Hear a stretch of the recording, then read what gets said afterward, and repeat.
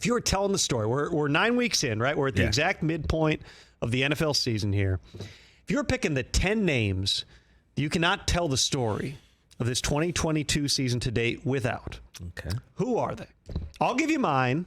Just be logging in your head. Tell me who I've missed. Okay. Start with number 10 is Geno Smith. Well, you're going reverse order. Reverse order. You ranked them. I want to build up. Wow. Yeah.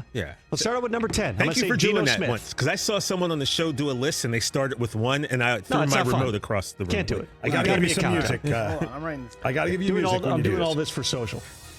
Number 10, Geno Smith. All right.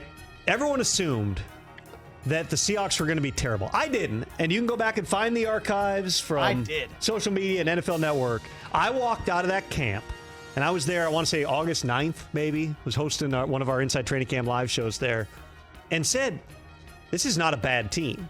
You've got a lot of speed on defense, speed at linebacker, speed in the secondary. I thought they'd be able to rush the passer better, but Kenneth Walker looked like an absolute stud. You've got the receivers with Metcalf and Lockett. And at the time, I think many people in the Seahawks organization believed you were going to be winning with Drew Lock. Drew Lock was the one who was practicing well through that portion of the schedule. And then he got COVID. The plan was to give him the second start. Like, this was 3 days after I visited, probably. And sure enough, he gets COVID, has a bad practice because he doesn't know he has COVID yet, but he doesn't feel well, goes out there, practices, does terribly, comes off, test him, he's got COVID, Geno starts again. Geno was the guy who had been there. The coaches wanted him to be the guy, give him every opportunity. The locker room loves him. You could give everybody there, put him on the lie detector test in the building. Nobody thought Geno was going to play this way. Nobody thought he was going to be this calm in the pocket, able to distribute the football. He's running the offense. He's running the actual Shane Waldron offense and not the mishmash of Russell Wilson stuff that they were running last year. Waldron trained under Sean McVay in Los Angeles. It's a precision timing offense. That's not Russ. Geno Smith, who everyone had forgotten about. A lot of people didn't realize he was still in Seattle for the past several years, so he did, of course, play and played pretty well when Russ was out last year with the hand injury or thumb or finger or whatever it was. Finger, I think it was. Yeah, but he comes in and is playing like a legitimate starting quarterback right now on a team that is winning. You cannot tell the story of this season without him. Number 9. He has 7 games with multiple touchdowns. Yeah. And he looks like it. You watch the games, you go, this guy's really good. A legitimate MVP candidate who doesn't get put in Where's the division here, the butterfly effect, if Geno Smith doesn't get punched in the face by his teammate, get his jaw broken in camp in 2016, I think it was, 15, right around 16, there? Yeah. Somewhere in there. Ike Enemkpali, I believe, was the player who punched him. Yes. Broke his jaw. Yep. They end up moving on. They draft Sam Darnold. Geno bounces around, ends up in Seattle as a good backup. Now he's out there playing and is a legitimate MVP candidate. Not saying he's going to win, but he has to at least be in the conversation. No doubt. Number 9, Kirk Cousins. And not solely because of the shirtless dancing videos. Kirk Cousins? Though, part of it. That's definitely part of it. Lil Cuzzo. He's so much more relaxed. When I've talked to him, when his teammates are around him, he's very comfortable right now.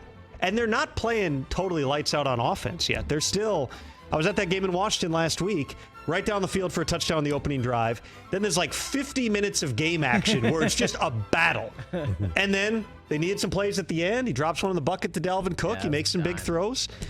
Kirk Cousins and the Vikings right now are 7-1 as they get set to go and potentially face Case Keenum in Buffalo. It's one of the stories of the season in my mind. Number 8, you can go a lot of different ways. The name I had written down was Giselle. You could certainly just say it's Tom Brady. But you think back to everything this entire offseason, to Tom Brady opting to retire, ostensibly to spend more time with his family. Never used the word retire. He said he's done. Put out a pretty lengthy Instagram statement saying he was goodbye done. to Tampa. But he thought he was going to Miami. Yeah, the R word never came up. There was a lot happening there. But a big part of it was the family dynamics with his children, wanting to spend time with them, ends up unretiring, comes back, looks like he's miserable at times on the field, seems completely worn out, has to make a public announcement about his divorce during the season. Last week, for a glimpse, for the last 40 seconds or whatever it was, you saw a glimpse of that Tom Brady. And certainly at his post-game press conference, he seemed far more happy, relaxed. But just the unique dynamics there from a family perspective, from the fact that there's a 45-year-old quarterback, and we have never seen anybody perform at any level at that position at that age before. And our standards are so high for Tom Brady that when he is just okay, when he's on a team that, let's face it, it has an older roster. Yeah. They've got some veteran players. They've had injuries. All their receivers, it seems like, are on the injury report every single week. But right now, he's not been to this point in the season Tom Brady. And that's something that was going to happen eventually. And I think that there's still a huge part of me that goes, but it's early November. But we still got time. And if they're hanging it, they're tied for first place in the worst division that we've seen for quite some time. Beat up. The Falcons are tied for first place in that division as well. The Saints look bad the other night. Obviously, the Panthers they're 2 games back. So who knows? They're not good. PJ Walker gets another start this week. Do you think the Bucs should be favored this week against Seattle? In London. Germany. In Germany. Munich. I should know that. Munich. That's where Rich Eisen is. Rich is going to join us, I believe, he's in a little bit here us as in about well. 10 minutes. Bucs are 3-point favorites. It seems like a stretch. Is that insane? I mean, I think that still goes back to people still think the Seahawks aren't any good. Yeah. They've watched it. They don't believe it.